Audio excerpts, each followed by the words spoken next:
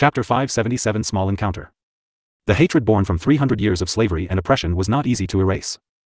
Freeing the enslaved men and giving them equal rights and opportunities as witches was no different from putting a dagger in the free men's hands. If the matter wasn't handled carefully, the free men could stab the witches in the back. Nevertheless, the number of men who actually bore deep-rooted hatred for witches should be a minority among the group of enslaved men. After all, many men had lost their own will when all they had known their entire lives was to obey the witches. The absolute authority of witches was ingrained in the minds of many men living within the 7 witch kingdoms. They were turned into simple-minded men due to their upbringing. As such, they were already plenty content with what they received and didn't greed for what they could get. However, such simple-minded men were also the easiest to manipulate. They could be influenced and incited to revolt by true insurgents who strongly desired the end of the witches' reign and waited for such an opportunity to realize it. "We can't let insurgents ruin the future we are trying to build in this kingdom," Henrietta firmly stated before asking, "Do you understand me, Prime Minister Evanor?" "Yes, Your Majesty," Evanor acknowledged resolutely. Since the Black Rose Transcendent Witch placed such great expectations on her, she did not want to disappoint her. Whether it was foreign or domestic problems, Evanor vowed to uproot them all.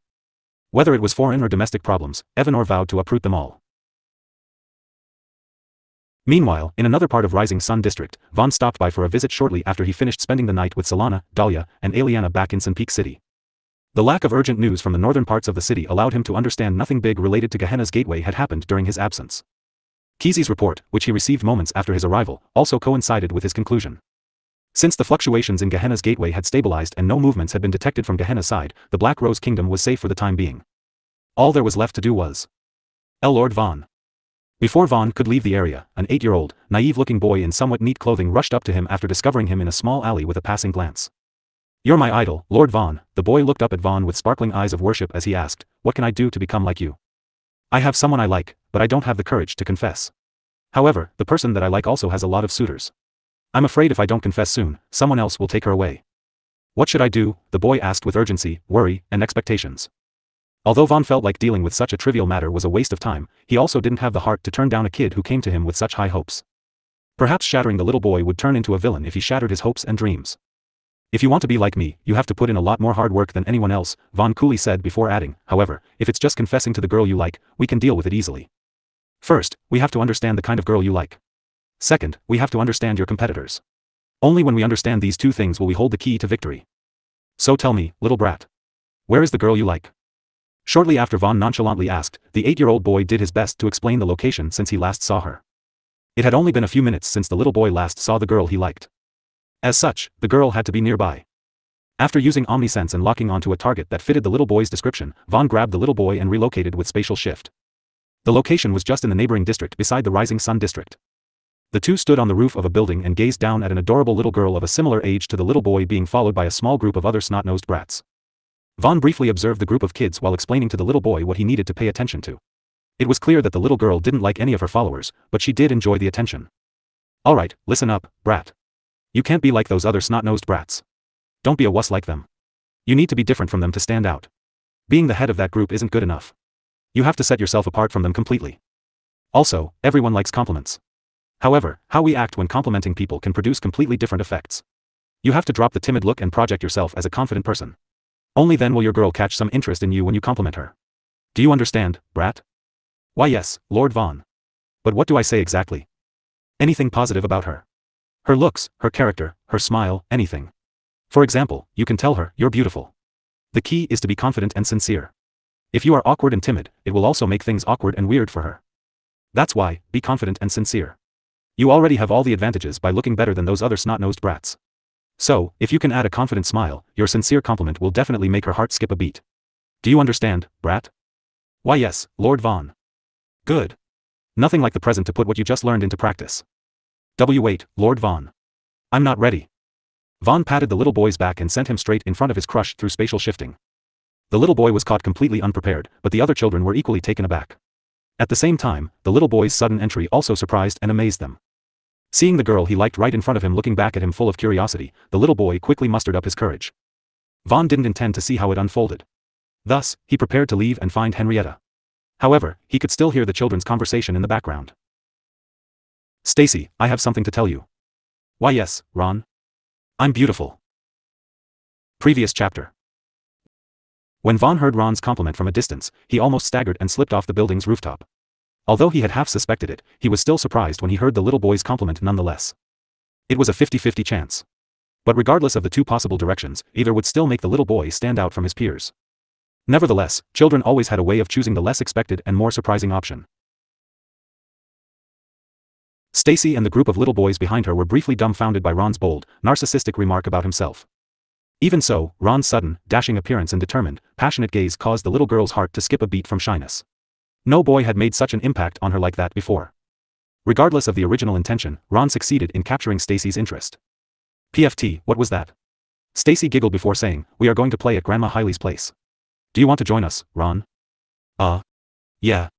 Ron was quickly enchanted by Stacy's sweet smile as he stood blankly in a daze. Then, what are we waiting for? Let's go. Stacy urged, feeling even more intrigued by Ron's reaction. Vaan sensed the little girl grabbing the little boy's hand and dragging him off with the other group of jealous incited little boys trailing not far behind them. Ron had caught Stacy's interest and became a public enemy to the other little boys. In either case, he had successfully distinguished himself from the pack. Even if he became the target of the other boys' bullying later, it would only make the little girl dislike them and become closer to Ron. The rest was in the little boy's hands. Vaan shook his head, silently reprimanding himself for being a busybody and wasting precious time. He had more important matters to focus on. Shortly after, Vaan distorted the space before him and dashed through it. Meanwhile, Henrietta returned to her palatial black magic tower after finishing her incognito inspection of the Rising Sun district with her prime minister. You don't have any more matters to attend to today, and the defensive measures against Gehenna are on track. It's time to return to the Sea of Stars and cultivate, my dear disciple, Empyrean Scarlet Sea urged. Yes, master, Henrietta complied before suddenly expressing her concern. However, no matter how potent our divine energy crystals are, we don't have enough of them, master. I've already consumed a third of the first divine energy crystal to reach the revolving core realm. There won't be enough divine energy to break through to the divine origin realm, master. I'm aware of that, my dear disciple, Empyrean Scarlet Sea acknowledged, saying, but even if there isn't enough divine energy to cultivate to the divine origin realm, reaching the void realm shouldn't be a problem. Once you reach that realm and combine it with your magic power and law authority, it'll be possible for you to challenge half-step divine origin realm practitioners, even without my help, Empyrean Scarlet Sea added. But a half-step divine origin realm practitioner is not even rank 6. It's far from enough to challenge the great devils of Gehenna, Henrietta argued.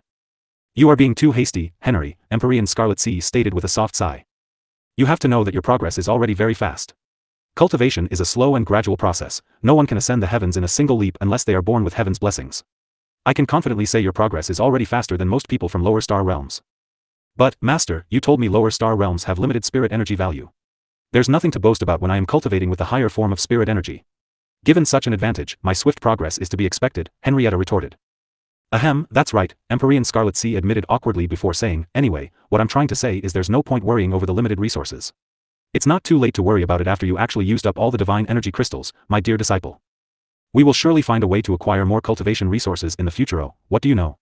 Look, I told you there will be a way to acquire more cultivation resources. What do you mean dash? Henrietta didn't finish asking when she suddenly felt a cool, unnatural breath of air on the nape of her neck, which sent a rush of shock up her spine. Kya dash? Henrietta immediately squealed. Her knees turned weak, causing her to fall forward. She landed on the smooth, marbled hallway ground on the third floor of her palatial black magic tower before quickly turning out and discovering Vaan's presence. Why you? What are you doing here? Since when did you get there? Why wasn't I notified of your arrival? Why you're doing this on purpose, aren't you? Henrietta pointed her shaking finger at Vaan as she hurled a series of questions and accusations while touching the back of her neck with the other hand. Being caught off guard by Vaan's sudden appearance again, Henrietta's face flushed with a crimson blush as her heart raced wildly with agitation and anxiety. Ba-dump. Ba-dump. Henrietta felt like her heartbeat was so loud that even Vaan could hear it. As a result, she felt even more embarrassed and anxious around him. Oh. Doing what on purpose, Your Majesty?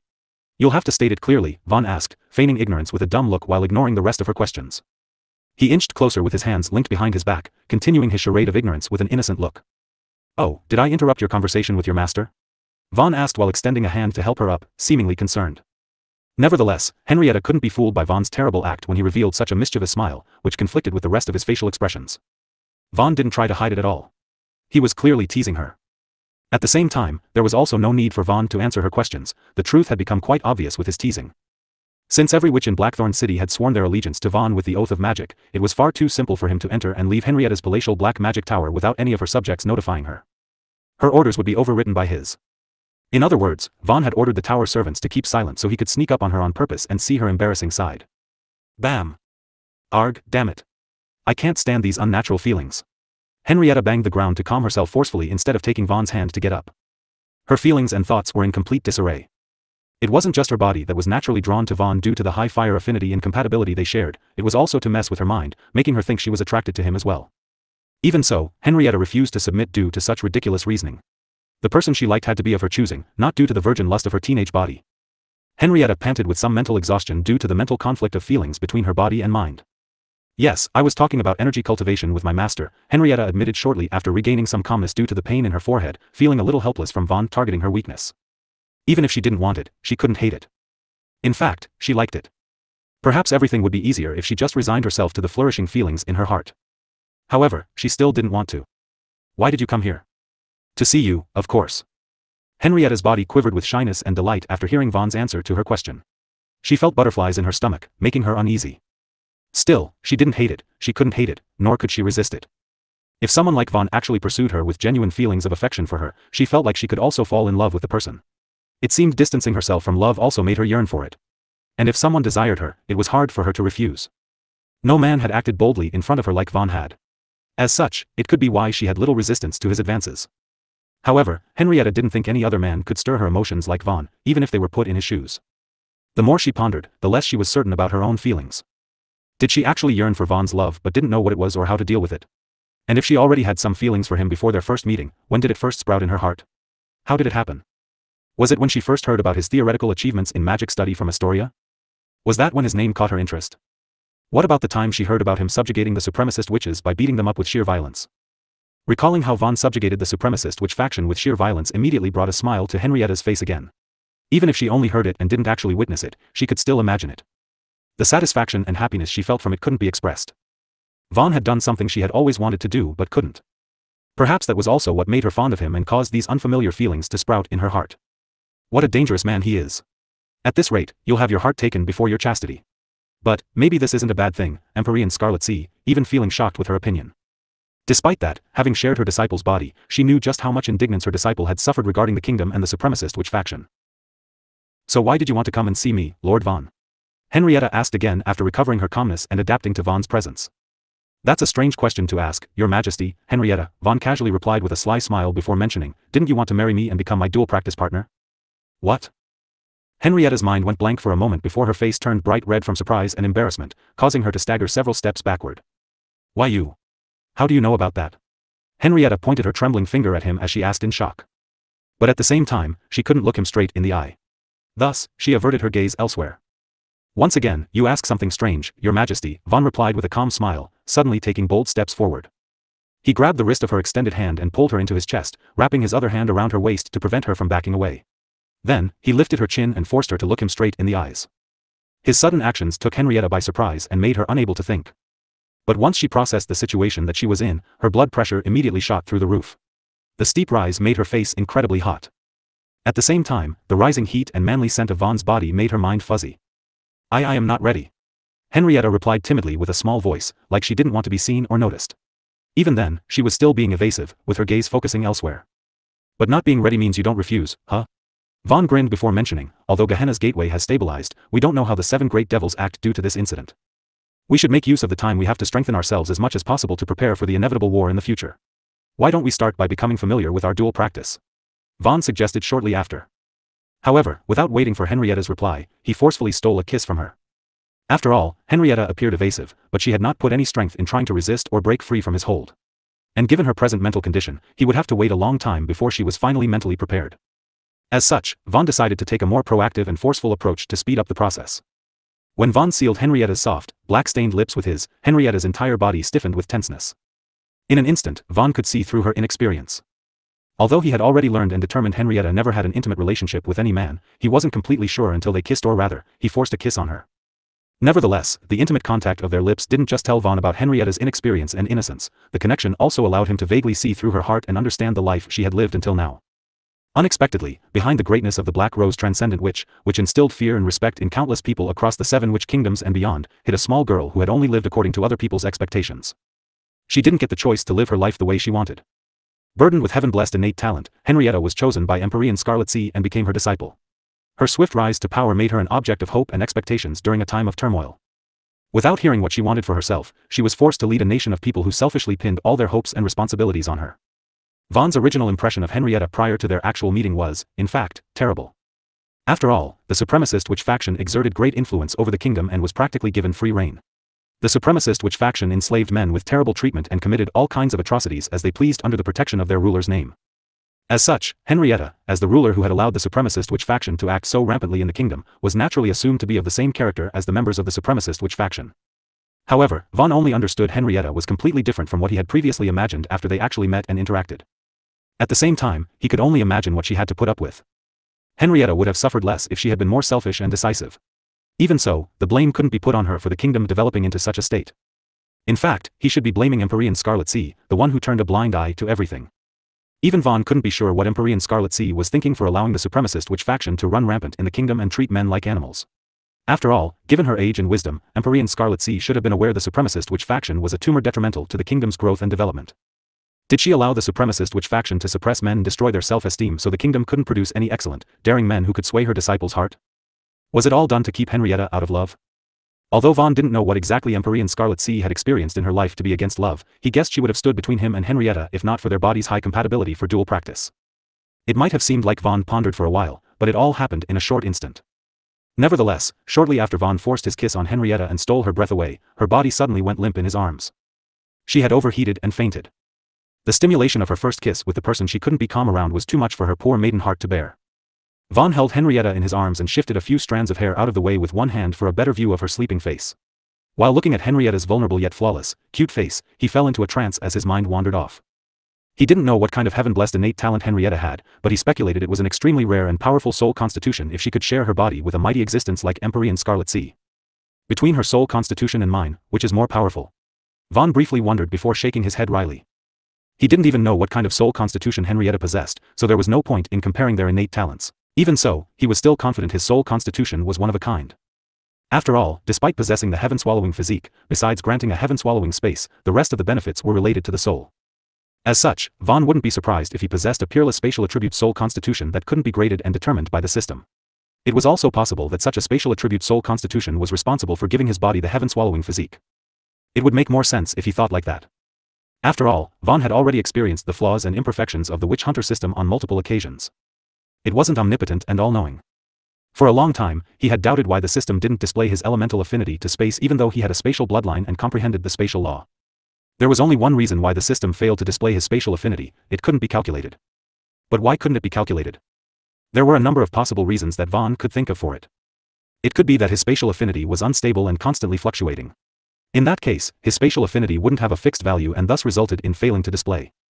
Another possibility would be that his spatial affinity was so high that it was beyond the system's ability to calculate. However, this possibility was hard to believe, even for him. Even so, it was still a possibility nonetheless. He couldn't rule it out just because he found it improbable. After all, he was still limited by his understanding of the system and himself. There were secrets in his body and soul that he wasn't privy to. Vaan could think of several more possible explanations for the absent display of his spatial affinity, but they were even more improbable and hard to believe. Suddenly, Henrietta's eyes snapped open while Vaan was holding her in his arms. As their eyes met in close proximity, he noticed a sharpness in her gaze that she normally wouldn't possess. "Empyrean Scarlet Sea?" Vaan asked. "Impressive. You noticed right away," Empyrean Scarlet Sea praised with a nod of acknowledgement. She separated herself from Vaan's arms and then dusted her black dress. Once she finished, she returned her attention to Vaan. "If you agree to marry my disciple through a contract magic, I can take my disciple's place to dual practice with you, Sir Vaan," Empyrean Scarlet Sea stated. "I can agree, but this doesn't seem appropriate, does it?" Vaan furrowed his brows. "What's the matter? Didn't you come to find my disciple because you wanted to dual practice with her and reap the benefits you can acquire from it? Or do you have a problem because I am taking over for her?" Empyrean Scarlet Sea asked. "Did Henrietta agree to this arrangement?" Vaan coolly asked. "Oh my. So that's what you're concerned about," Empyrean Scarlet Sea chuckled before assuring Vaan, "You don't have to worry about that. She had already agreed to let me dual practice with you in her stead. After that bold stunt you just pulled, she is too shy and embarrassed to see you right now. She will only watch us and study how we dual practice." "Is that so?" Vaan uttered as an inexplicable sense of amusement welled up inside him. Henrietta was too shy to face him directly, but she was okay with him dual practice with her body while she watched. How fascinating. Sometime later, Vaan followed Empyrean Scarlet Sea back to Henrietta's bedchamber on the top floor of her palatial magic tower. All magic tower masters usually made their bedchamber on the top floor of their magic towers. Due to the higher density of mana in higher altitudes, it was easier to sleep pleasantly and enjoy the various benefits mana could give. Skin beautification and lifespan prolongation were just some of the most general benefits. Nevertheless, shortly after Vaan stepped inside Henrietta's bedchamber and shut the door on his way in, the atmosphere suddenly turned heavy and serious. Just like you said before, Sir Vaan, we do not know when the 7 great devils will make a move on Pangaea due to the fluctuations in Gehenna's gateway. That's why it's imperative to increase our power as much as possible to prepare for the worst situation. However, a woman's chastity isn't something you can just acquire and throw away after you are done with it. No, you must take responsibility for it. That's why, if you want to dual practice with my disciple, you must marry her. Of course, you have already voiced your agreement, so there's no point asking you again. That said, hosting an official wedding ceremony with the whole kingdom as witnesses is just a waste of time. As such, I will hold a private one and act as the officiant to bear witness to your promise with my precious disciple. You don't have any objections to my arrangement, do you, Sir Vaan? I do not, Empyrean Scarlet Sea, Vaan calmly answered. Nevertheless, his mind briefly drifted back to a private conversation he had with Astoria prior to leaving the Holy Knight Empire. Going back a few days in time, he wouldn't have thought he would be making Queen Henrietta his first wife, and won through an informal marriage ceremony with no feelings attached at that. Even so, he still understood its necessity from a normal civilian's perspective. Still, he wouldn't have readily agreed to make Queen Henrietta his first wife if he hadn't made a promise to Astoria. It was Astoria's sincere request that he marry her dear friend Henrietta and take her as his beloved wife. She wished he could care for Henrietta like he cared for the rest of his women, even if the person might not reciprocate his feelings. Astoria also understood it was a selfish request. However, Henrietta was her closest friend and someone important to her. She wished Vaan could be the person who could fill her loneliness and let her experience the wonders of life, things in the world she never got the chance to experience. Despite knowing Henrietta's throne and power were filled with loneliness, there wasn't much Astoria could do to help her. Don't worry, I'll take good care of her. Vaan recalled his promise to Astoria. Good. Empyrean Scarlet Sea exclaimed shortly after hearing Vaan's agreement. Then, she stated, since you don't have any objections, I will start. Within moments of Empyrean Scarlet Sea's statement, a magic circle appeared in front of her. At first, the magic circle seemed like a simple contract magic spell. However, more mana lines were added to the simple magic circle over time, turning it into a complex spell. Vaan found several unfamiliar runes in the magic circle that he failed to comprehend completely. There were even unknown laws added to the spell. Henrietta's nose started bleeding as her body couldn't handle Empyrean Scarlet Sea's power. Is there a need to go so far for a binding contract spell for the union of marriage? Vaan silently thought with a frown as he witnessed Henrietta's body suffering the rebound of Empyrean Scarlet Sea's mighty laws. Although he didn't completely understand Empyrean Scarlet Sea's spell, he could still tell it was a contract spell and a high-level one at that. This is the strictest contract spell I know, it cannot be voided by any power or law below rank 10. The two parties bound by this spell cannot intentionally harm, betray, or abandon each other.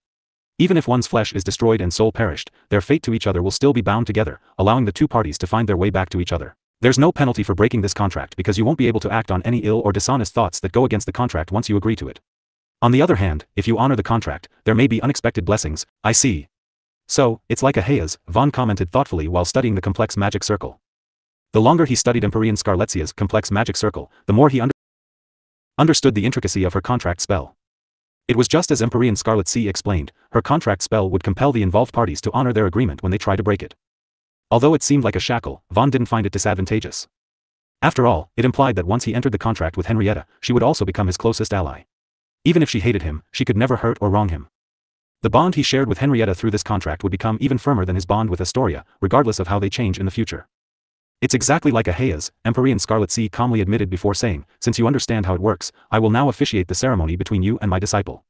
Vaan found it amusing that the one presiding over the wedding ceremony shared the same body with the one he was marrying.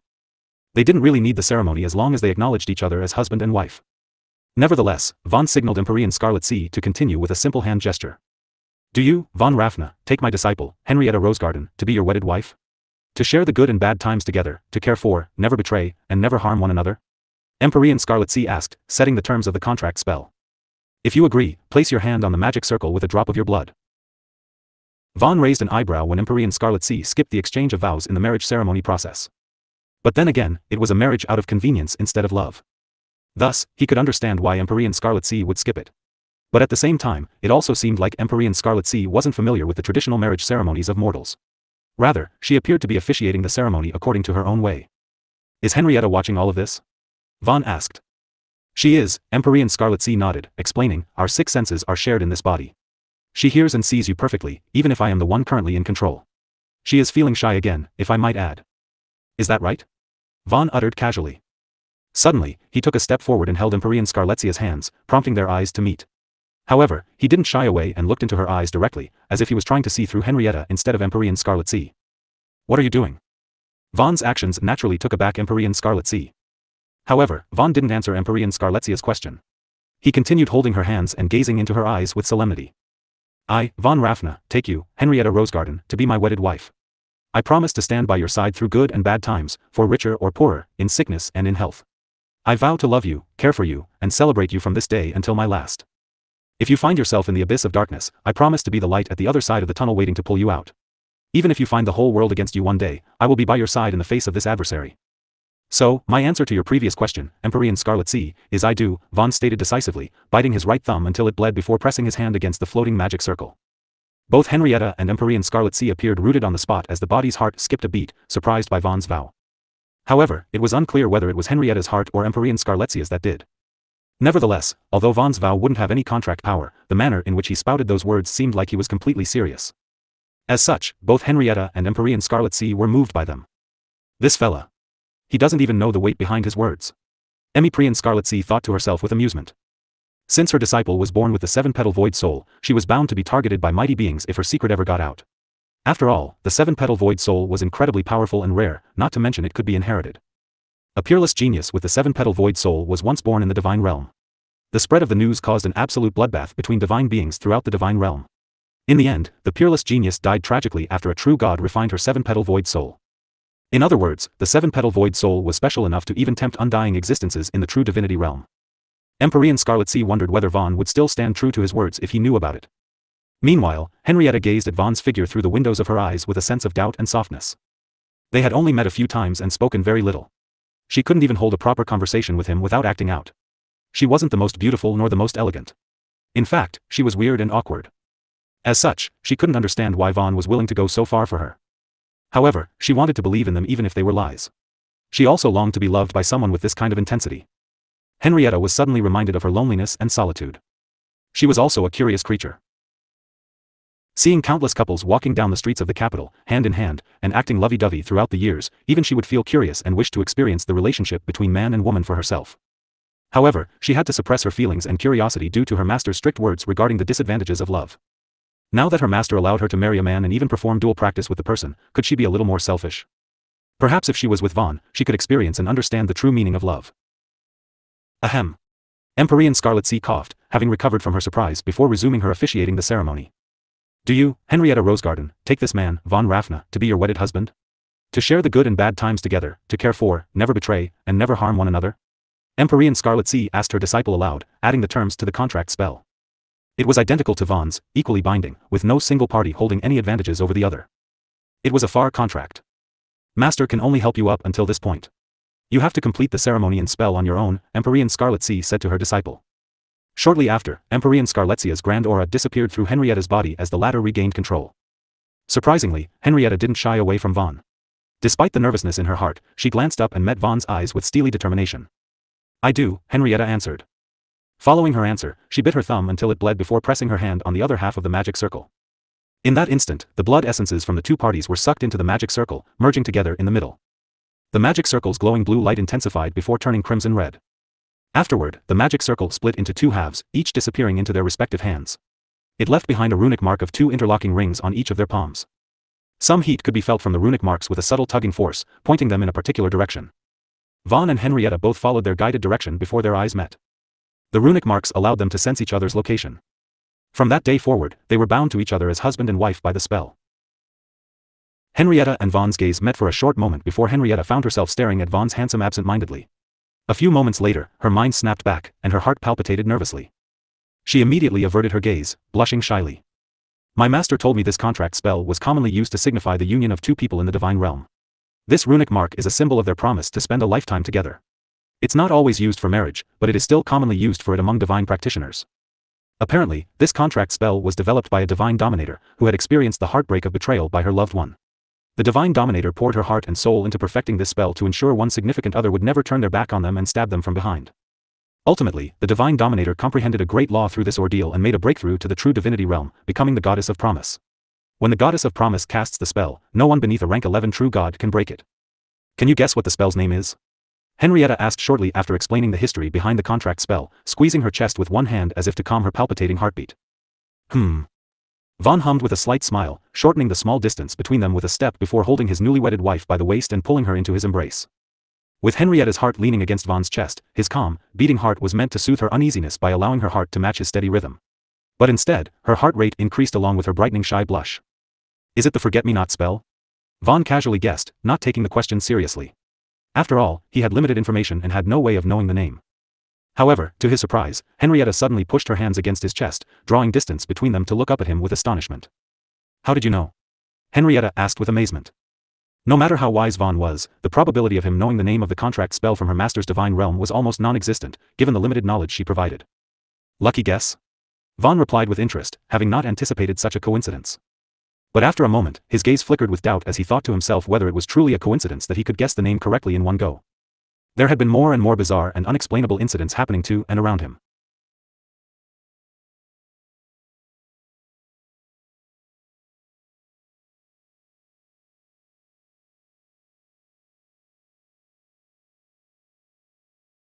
Vaan expected no less from a primordial, undying being who had lived incredibly as long as the stars and reached the peak of power in her so-called divine realm.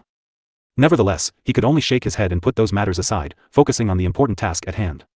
They weren't matters that could be figured out from just pondering on the spot. Isn't that way too coincidental, MMPH? Henrietta didn't finish talking when Vaan pulled her back towards him and forced his lips on hers, silencing her as he stole another kiss from her. However, Vaan didn't end it with a simple lip-to-lip kiss. He slipped his greedy tongue through the slight crevice between Henrietta's lips and ravaged the timid and clueless red snake dwelling inside.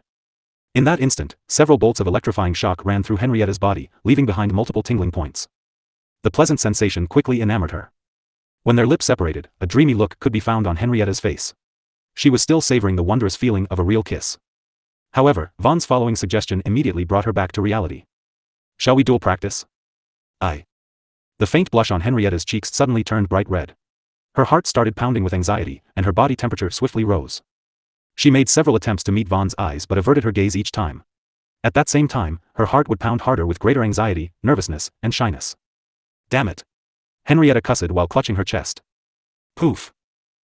Henrietta couldn't cope with the situation and fled inside her mind, letting her master regain control of her body. My disciple is still shy around you. I hope you can be patient with her and interact more, give her time to adapt, Empyrean Scarlet Sea started before saying, as mentioned before, I'll be your dual practice partner in her stead. She will watch us and learn, Empyrean Scarlet Sea added. Alright, Vaan nodded. He studied Henrietta's facial features while Empyrean Scarlet Sea was in control and noticed the subsiding blush on her cheeks. Since Empyrean Scarlet Sea and Henrietta shared the same body, including all their senses, Vaan doubted Empyrean Scarlet Sea was immune to the attraction of their fire affinity compatibility. Even so, Empyrean Scarlet Sea was still able to interact with him normally.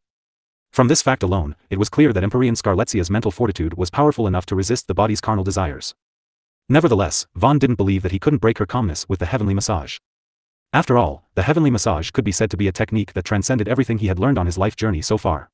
Its level of detail and demand for mastery made it something not just any human could master, let alone create it. Lord Manfred might have given the manual to him to learn it, but Vaan was certain he was not the inventor of the technique, he had only found it by chance. The real inventor behind the heavenly massage had to be an incredibly powerful dual cultivator with in-depth knowledge of the art of healing. Of course, the being must have been extremely perverted as well. It was said that there were only 5 levels of pleasure, but there was no actual limit to the pleasure force one could feel. Everyone's 5 levels of pleasure were different, and they could change according to a person's individual growth in resistance to the pleasure force. For example, suppose the pleasure force was converted into numerical values matching the world's power system. In that case, Vaan had only been using around 250 to 550 units of pleasure force to allow most of his partners to experience the 3rd level of pleasure. However, the same amount of pleasure force might only achieve the 2nd or even the 1st level of pleasure on a higher level being. Vaan could easily make his partners experience far more than 1,200 units of pleasure force if he wanted to. However, due to the consequences, he had never attempted such a feat on anyone besides Aliena and Inaus during their abomination state. After all, he had no reason to break the minds of his partners, and it was far too benevolent and merciful if he gave his enemies such an experience. Although Vaan was curious how much pleasure force was needed to break Empyrean Scarletzia's calmness, he didn't intend to find out. Henrietta wouldn't be able to bear it. Shortly after Empyrean Scarlet Sea and Vaan moved to the room's large, soft, white bed, he removed Henrietta's black dress and got to work. At the same time, Empyrean Scarlet Sea revealed a slightly unsettled expression. However, it quickly vanished. As such, Vaan continued with his art of pleasure. He started by teasing the 2 small white rabbits with his hands as he massaged them. His dexterous hands didn't just amplify sensitivity to pleasure but also improved blood flow, increasing the body's likeliness to sweat and expel impurities and toxins trapped in the pores. The heavenly massage offered various health benefits. It was originally a medical technique, altered for perverted means. However, in the present world, dual practice shouldn't be frowned upon for depravity, nor was it a choice, it was a necessity. Mm. A small grunt came out of Empyrean Scarletzia's mouth as Vaan stimulated the erogenous zones on Henrietta's body. Evidently, Empyrean Scarletzi was feeling the sensual pleasure derived from them. Even if she was an Empyrean god in her past life, she was currently no different from a mortal whilst she shared her disciple's body and all its senses. Suddenly, a mischievous urge to tease Empyrean Scarletzi sprouted in Vaan's heart. As Vaan stimulated Henrietta's body with the heavenly massage and heard several more subtle grunts, pants, and moans from Empyrean Scarletzi, he collected various information from her reaction and stiff, rigid movements. The information allowed him to understand that while Empyrean Scarletzi had some experience with dual practice, she couldn't be considered skilled. Whether it was her expression or movement, both seemed forced. Vaan quickly understood that even though Empyrean Scarletzi volunteered to dual practice with him in her disciple's stead, she still had her own mental barriers to overcome. HNNGG. Empyrean Scarletzi panted under the pleasure of Vaan's skillful fingers. She subtly clenched her fists and appeared tensed and stiff. The details did not escape Vaan's gaze. Nevertheless, he didn't say anything as he suddenly lay Empyrean Scarletzi down on the bed to help with the relaxation of the body.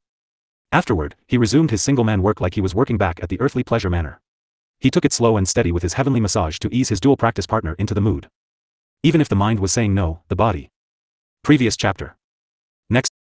NNGG. Empyrean Scarletzi made another soft, muffled grunt as Vaan pressed 10 different acupoints simultaneously, producing an overwhelming surge of euphoria in her disciple's body. The otherworldly sensation flooded the body, causing it to become tense. But after a few moments, the feeling receded like the tides washing away the sand, leaving the body in a state of relaxation. The state of relaxation was also a state of emptiness.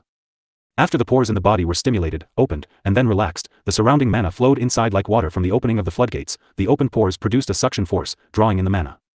The invigorating feeling of mana and bliss from Vaan's heavenly massage gave Empyrean Scarletzi a wondrous feeling. HNNGG. Empyrean Scarletzi continued to grunt and pant as she clenched her teeth, refusing to release the sweet melody of her feminine voice. She found such types of lewd and erotic voices to be shameful and humiliating for a person of her status. As such, she stubbornly suppressed it. However, Vaan was like a piano master as his fingers danced on Henrietta's body. He treated it like an old grand piano that needed fine-tuning. It was only a matter of time before it produced the desired chimes. NNGG. Empyrean Scarletzi quivered in delight as her disciple's body climaxed, spraying a fountain of love nectar.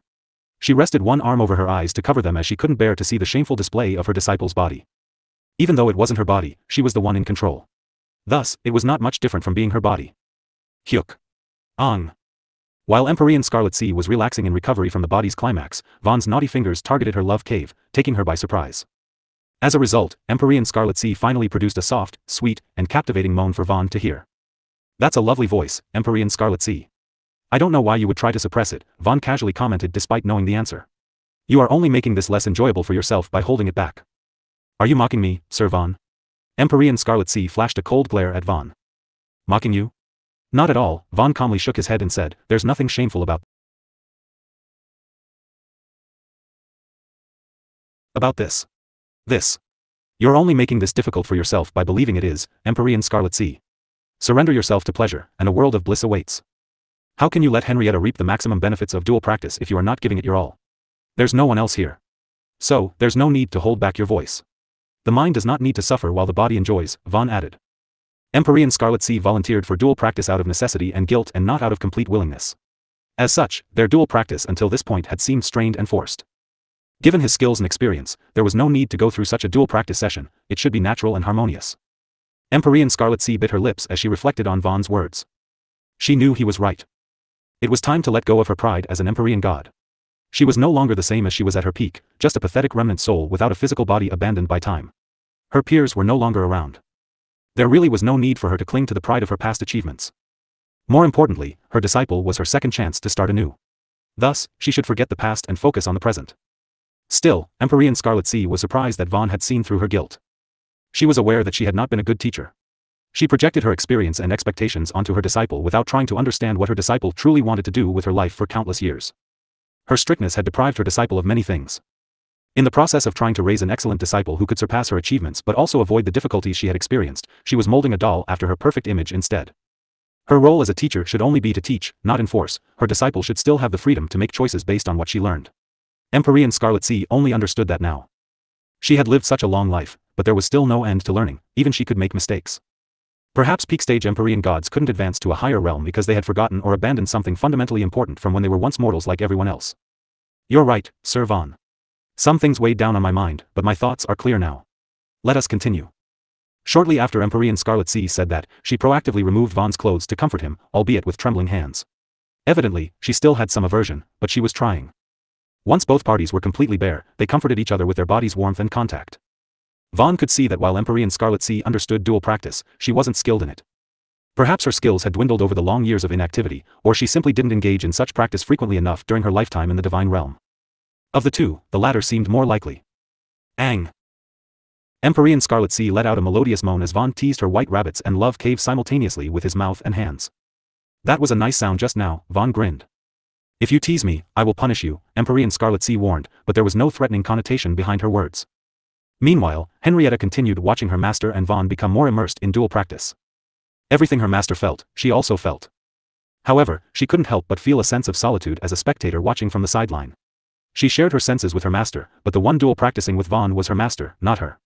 It should have been her, but that was not the case. Envy sprouted inside Henrietta's heart as she continued watching Empyrean Scarlet Sea and Vaan enjoy their skinship. It was only a matter of time before they moved to the next step. Previous chapter. When Henrietta thought about that, she found it not okay to let it be. She should be the one to experience such a moment with Vaan, not just from the side but as the one in control of her body. At the same time, she realized she had been too selfish. Her cowardice and lack of willfulness were selfishness. How could she let her master dual practice with Vaan in her stead? Throughout the years, her master had been trying to teach her the disadvantages of love through her own experiences and regrets. Evidently, her master once had a lover. But due to a lack of talent, the lover died early, unable to accompany her master to the end of time. How much time has passed, and yet her master still remembered her old lover. Her master was making a great sacrifice for her. There were some things she had to face on her own. Letting her master take care of them would only hurt the both of them. Shall we take it to the next step, Empyrean Scarlet Sea? All right. Following Vaan's suggestion, Empyrean Scarlet Sea briefly hesitated before agreeing. However, Vaan suddenly flipped her over, forcing her to lie on her stomach and show her back to him. This abrupt change naturally caused her some confusion. What are you doing, Sir Vaan? Empyrean Scarlet Sea asked doubtfully. I figured this position would be more exciting and also easier for you to take, Empyrean Scarlet Sea, Vaan calmly answered. However, he was thinking Empyrean Scarlet Sea deserved the backdoor. A woman's first time was special. Vaan figured Henrietta would regret it if someone else took her place during the moment it was lost. I see. Go on then, Empyrean Scarlet Sea encouraged, but she couldn't help but feel a sense of danger. Her body jolted when she suddenly felt her backdoor getting rubbed. However, before she could question Vaan's suspicious action, she suddenly lost control of her disciple's body. No! Henrietta cried. Henrietta's envy had suddenly exploded the moment her master gave Vaan the cue to take her innocence. She mustered the determination to wrestle back control of her body. She had to be the one to experience that moment with Vaan. However, the moment Henrietta regained control, she immediately realized her backdoor was in jeopardy as Vaan's dragon head was already barraging it but failing to enter. The backdoor was too tightly shut and narrow for Vaan's huge dragon to enter smoothly without hurting Henrietta's body. The backdoor required time and patience to enlarge. Nevertheless, Vaan immediately stopped when he sensed Empyrean Scarlet Sea's unique, grand aura disappeared, replaced by Henrietta's original aura. You're so mean, Henrietta spouted with a teary-eyed, wronged look as she glanced over her shoulders and covered her backdoor with one hand. She had mustered all her courage to regain control and enjoy the special moment with Vaan, but the latter was aiming for her backdoor. Ahem, Vaan coughed before apologizing with an ignorant look, my bad. It seemed I poked the wrong hole. Although Vaan's big dragon head didn't make its way through the backdoor, it was still a horrible feeling of discomfort for Henrietta. Of course, whether it was Henrietta or Empyrean Scarlet Sea, both would only have this horrible feeling of discomfort at the start if they were originally repulsed by the idea. However, their minds would quickly change once they had a taste of the true pleasure derived from it. Most witches in the 7 witch kingdoms were against this uncommon and unorthodox method of dual practice. Since they would feel violated and disgusted, man-whores wouldn't even get the chance to explain themselves before getting killed by their enraged clients. As such, Vaan never had the chance to try the backdoor when he was still weak. But now? He was definitely powerful and influential enough to experience it without needing to risk his own neck in the process. However, even he had to agree it was mean of him to attempt the backdoor with Henrietta when she had yet to lose her innocence. Who knew she would suddenly come back during the critical moment? Shall we continue normally? Vaan softly asked, wiping Henrietta's watery eyes with his thumb as he appeared gentle and caring. Henrietta nodded, lowering her head shyly as her stomach was quickly filled with butterflies when she was around Vaan again. Nevertheless, she turned around and wrapped her arms around Vaan's neck, pulling his head into her bosom. It was easier for her to tolerate the uneasy feeling when she wasn't looking directly into his eyes. Ah! Henrietta softly cried when Vaan suddenly took the chance to nibble on her small rabbits and reach his hand down to rub her already wet and soaking love cave. Her body shuddered with delight, causing her to hug Vaan's head in her chest even tighter. I'm going in. Henrietta quietly consented, having already prepared herself.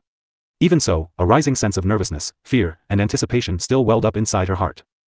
A few moments later, a sharp pain in her nether region caused her expression to crumple as Vaan slowly forced his enraged dragon inside the new, unexplored dragon cave.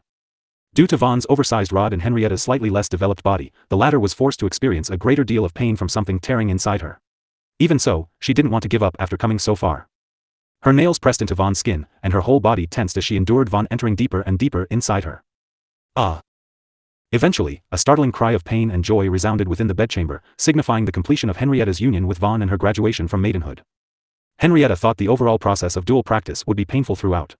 But to herself, the pain was only temporary, and the sheer bliss that followed was overwhelming and magical, like the discovery of a new world.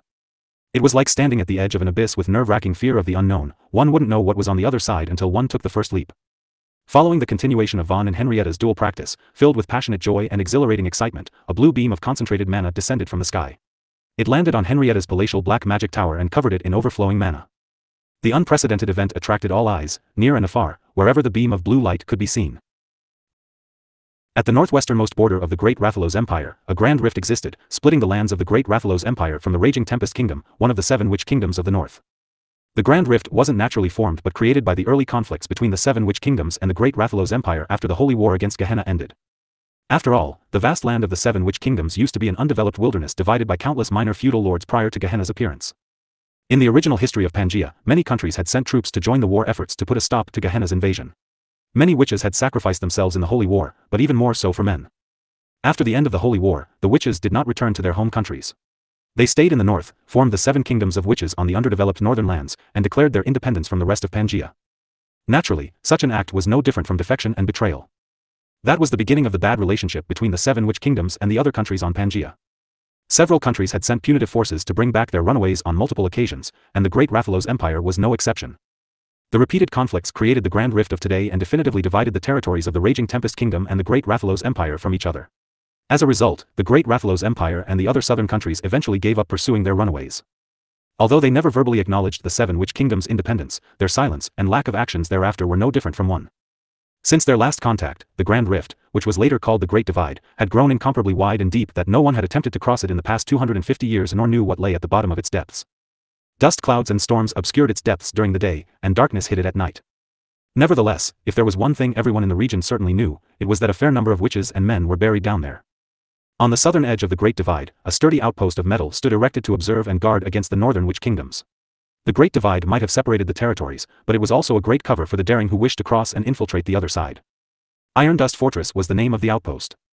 An extremely muscular and bald man adorned in rough animal hide, leather, and fur, full of battle scars, sat by the edge of the northern wall, gazing into the depths of the Great Divide as he reminisced history with a half-empty wineskin for company. The bald man didn't seem particularly special besides looking like a battle-hardened warrior, but he was the only general in charge of the north, Dubralf Thorfnir. He was also a mighty peak-level rank for body refiner. From time to time, Dubralf Thorfnir would sip from his wineskin and pour some of his cheap red wine into the depths of the Great Divide like he was toasting the spirits of the fallen warriors in the region. "General, take a look. What do you think that is?" a low-level rank 2 warrior on watch duty suddenly exclaimed from the far left-hand side of the wall, prompting Dubralf to look over. Dubralf followed the direction pointed by the warrior's finger before his lazy eyes flashed with focus as they narrowed on the faint pillar of blue light in the distant horizon. "This is..." Dubralf frowned. Even after observing the faint pillar of blue light, Dubralf couldn't confidently guess what it was. That said, there weren't many things that could be blue, light-like, and sky-piercing. The pillar of blue light could be the result of a powerful spell, or it could be a pure concentration of mana. Dubralf didn't like either of the 2 possibilities he could think of. Regardless of the 2 possibilities, it appeared to be something that would only benefit the Witch Kingdoms. It was hard to predict how the witches would act if the balance of power were broken by them. "This pillar of blue light is coming from the Verdant Wood Kingdom?" Dubralf guessed before quickly changing his mind. "No, that's not right. It should be the Black Rose Kingdom." But upon realizing the pillar of blue light was coming from the Black Rose Kingdom, Dubralf revealed an even more unsettled expression. The Black Rose Kingdom had undergone so many astonishing changes that even the Great Rathalos Empire, which didn't share its borders, had heard about them. However, even if the Black Rose Kingdom's developments improved humanity's winning chances against Gehenna, there were many countries that wouldn't be happy with it. Dubralf and many high-ranking members of the Great Rathalos Empire were no exceptions. No one wanted a kingdom of witches to become the leader of humanity. "Summon all commander-level warriors to the War Council room. We are having a meeting." "Yes, General." Following Dubralf's order, one of the sentries quickly hurried off to carry out the task without the slightest delay or hesitation. A few minutes later, 12 barbaric-looking warriors, full of their own battle scars and stories, were gathered inside the War Council room with Dubralf. None was weaker than a low-level rank for body refiner. They gathered around a large, round stone table with a detailed map laid out on top of it.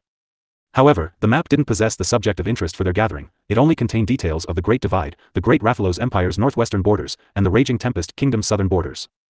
Everyone should already know why I've called you heard. The Emperor had decreed any discoveries, big or small, related to the 7 Witch Kingdoms, and the Black Rose Kingdom, in particular, should be reported to him immediately. Which one of you is willing to ride back to the capital with haste and inform His Imperial Majesty about the Pillar of Blue Light? I am willing, General. I am, General. Dobrolf's question received all 12 willing answers from the attending commanders in the meeting. It's good that you are all willing. However, I only need one person for the job, Dobrolf stated before picking out one person. Vath, you do it. At your command, General. Vath immediately answered with a solemn salute. Godspeed, Vath. Yes, General. Shortly after Vath headed out and called his wyvern down from the sky, he immediately departed for the Great Rathalos Empire's capital city. Afterward, Dobrolf turned his attention to the remaining elven commanders for advice. It's not a short distance to the capital, and we don't know how long the Pillar of Blue Light will remain. Given our limited information, His Imperial Majesty might blame our Iron Dust Fortress if we don't take extra measures to collect more information on the Pillar of Blue Light. Who has a good idea on how we can collect more information about the Pillar of Blue Light in the Black Rose Kingdom? How about contacting the Dark Organizations, General? A commander suggested. Contact the Dark Organizations? Dobrolf repeated before spouting with disapproval. You must be kidding me, Vevolf. That's your good idea? After the revelation regarding the Assembly of Silent Night, who still dares to make dealings with the Dark Organization? Let us not even mention the Assembly of Silent Night's bases in the Black Rose Kingdom and Holy Night Empire have been uprooted. The other countries are busy hunting down their remaining branches. Everyone is trying to disassociate themselves from the Assembly of Silent Night to avoid being labeled as an accomplice of Great Devil Helkin's contractor. Even Midnight Company and Nightmare Order are under scrutiny of whether they are affiliated with Gehenna's other Great Devils. And yet, you suggest we should seek the Dark Organizations for help? Dobrolf asked with a frown. Originally, Pangaea had a divided belief regarding Gehenna's intentions. Some believed the Gehenna's 7 Great Devils couldn't wait to invade Pangaea again and that they were only biding their time for a better opportunity. Others thought Gehenna's 7 Great Devils had given up on Pangaea due to their lack of invasion since the last Holy War. As such, a fair number of countries didn't mind the existence of a Devil's contractor, even after learning there were 6 hidden on Pangaea. After all, ever since people learned about their existence through the demon intel extraction, the Devil's contractors have not brought any disaster upon Pangaea. But after news of Ulrich Salazar's scheme spread after the war between the Holy Night Empire and the Black Rose Kingdom, many people realized Great Devil Helkin wanted to weaken Pangaea by causing the human countries to wage war against each other through his contractee. As such, the whole of humanity was finally wary of all Devil's contractors, as it should be. I'm sorry, General, Vevolf apologized before saying, however, I don't think we have any other options if we desperately need the information. The Black Rose Kingdom is too far from us. Actually, we do have another option, another commander suddenly mentioned. Previous chapter. Next chapter. Oh. Dobrolf turned to the braided hair commander and said, there's another option? Quickly share it then, Cog. Yes, General, Cog complied with a nod before mentioning, Lord Mortimer was sent to the Holy Night Empire some time ago to negotiate a trade for His Imperial Majesty. Given the current special relationship between the Holy Night Empire and the Black Rose Kingdom, it might be possible for Lord Mortimer to be openly granted access to the Black Rose Kingdom if his talk with the Holy Night Empire goes well. Lord Mortimer? Mortimer Two-Mend? That blockhead? Dobrolf frowned with doubts at the mention of the name. His Imperial Majesty, Emperor Vaan, was not a fool. His Imperial Majesty should have known better than to assign Mortimer to an important mission like negotiating with foreign countries when there were far better candidates for the job. But the fact that His Imperial Majesty did would imply that negotiating with the Holy Night Empire was not that important. Did His Imperial Majesty send Mortimer to gauge the Holy Night Empire's stance on the dragon blood? Dobrolf wondered. That might be the case. I don't expect Mortimer's group to do well in the Holy Night Empire. However, it doesn't change the fact that he is currently in the Holy Night Empire. Perhaps he will surprise us with unexpected results, Dobrolf said optimistically before coolly asking, do we have any way to contact him? We don't, General. However, Lord Karjan from the Grimfort Barony and Great Elder Frailmere in the capital city should have sound transmission artifacts connected to Lord Mortimer, Cog answered. Grimfort Barony and the capital. Dobrolf muttered, his gaze flickered before firmly saying, the capital is too far to reach out to Great Elder Frailmere. On the other hand, Grimfort Barony is only a couple hours' ride from here. Since you were the one who suggested and appeared to be the most familiar with it, I will leave the task of contacting Lord Karjan to you, Cog. Understood, General. Cog answered resolutely. Suddenly, a regular warrior barged into the meeting room with hasty steps and attracted everyone's attention. General. The Pillar of Blue Light has disappeared, the regular warrior informed. Haze. Dobrolf immediately sighed, seemingly not surprised but disappointed nonetheless, before saying, I wasn't expecting it to last, but it still disappeared much faster than I had hoped. General. Before Dobrolf could finish speaking, another regular warrior, who had also been on sentry duty, barged into the meeting room. The Pillar of Blue Light has returned, the second regular warrior informed. Dobrolf was speechless, not knowing what to think. The subsequent good and bad news left a sour taste in his mouth. If the Pillar of Blue Light was going to disappear and come back, why couldn't they report it to him together instead of separately? So the Pillar of Blue Light can come back after disappearing. That's good. At least, we know there's still a chance it will come back even if it disappears while we try to figure out what it. General. Damn it. Dubrulf suddenly cursed after being interrupted again. He immediately glared at the third warrior, who had suddenly arrived. What is it this time? Dubrulf snapped. The pillar of blue light has disappeared again. Dubrulf did not respond to the third warrior, he simply stared at the person in silence, seemingly pondering and waiting for something. A short moment later, the hasty footsteps of a fourth warrior were heard as the person barged into the meeting room with seemingly urgent news. General, the fourth warrior called. What? Dubrulf glanced at the fourth warrior indifferently and guessed, the pillar of blue light has returned again? Yes. That's right, General, the fourth warrior replied with mild astonishment. Following the fourth warrior's confirmation, Dubrulf briefly closed his eyes to rest them. Moments later, they snapped open with a fierce glare. You are all messing with me, right? Dubrulf accused them. The unprecedented phenomena brought by Vaan and Henrietta's dual practice attracted all kinds of attention, near and far. While people from distant countries could only observe the visual appearance of the pillar of blue light, those close to the Black Rose Kingdom with high mana sensitivity could feel its surging waves of mana. However, of the two neighboring witch kingdoms, only Scarlet Flame Kingdom was interested enough to send people to investigate. On the other hand, the Verdantwood Kingdom did not dare. After all, the Verdantwood Kingdom had recently lost its transcendent witch ruler. It was also in the middle of a transitional phase of becoming a vassal country of the Black Rose Kingdom. The Scarlet Flame Kingdom. The Land of Fire was a place full of active volcanoes stretching to the Dragon Mountain Range in the east, the violent tributary in the south, and the treacherous sea in the west. Originally, it was a perilous land that shouldn't be habitable by humans. However, the Scarlet Flame Transcendent Witch led her people there and cultivated it into a haven for all fire attribute witches due to the rich fire elements that could be found throughout the vast volcanic region. As such, the Scarlet Flame Kingdom's fire attribute witches also experience faster growth and improvements than any other witch kingdoms. If the battle prowess of the 7 Transcendent Witches were excluded from the 7 Witch Kingdoms comparison, the Scarlet Flame Kingdom would be noticeably stronger than the other 6 kingdoms, at least, before the Black Rose Kingdom gained thousands of new High Witches. That said, the Scarlet Flame Kingdom's lead in power wasn't attributed to its overall number of higher-rank witches. In fact, it was due to the Great House of Caelestis, which resided there despite being a mighty household of spatial attribute witches. No other individual household in the 7 Witch Kingdoms could compare to the Great House of Caelestis, whether it was influence, power, or wealth. The Great House of Caelestis was only below the Transcendent Witches. Nevertheless, despite being an ancient family with its roots in the Verdantwood Kingdom, no one outside of it knew exactly why it arbitrarily decided to move to the Scarlet Flame Kingdom, where it was difficult for most people to live. Still, if there was one thing everyone knew, it was that the Great House of Caelestis could be found at Black Dragon Peak. Black Dragon Peak wasn't the tallest volcanic mountain in the Scarlet Flame Kingdom's eastern region. However, the Great House of Caelestis did mold it into one, making it even taller than the mountain peaks in the Dragon Mountain Range, which divided the border between the Scarlet Flame Kingdom and the Black Rose Kingdom. At that moment, a beautiful woman with age-worn eyes that did not match her young dark-haired appearance could be found observing the pillar of blue light from the wooden pavilion built by the easternmost edge of the mountain peak. Her name was Victoria Caelestis. Although she looked young, she was already a grandmother to others. And although she wasn't the matriarch, her status in the Great House of Caelestis was only second to one. This pillar of concentrated mana contains traces of fire and space attributes. Only one person in the entire Black Rose Kingdom had practiced fire and space magic to a great degree, Henrietta Rosegarden. As such, only such a person could have caused such a stir in the elements. However, what kind of phenomenon was this pillar of blue light? Did Queen Henrietta break through the transcendent rank? Victoria Caelestis suddenly wondered with surprise. Previous chapter.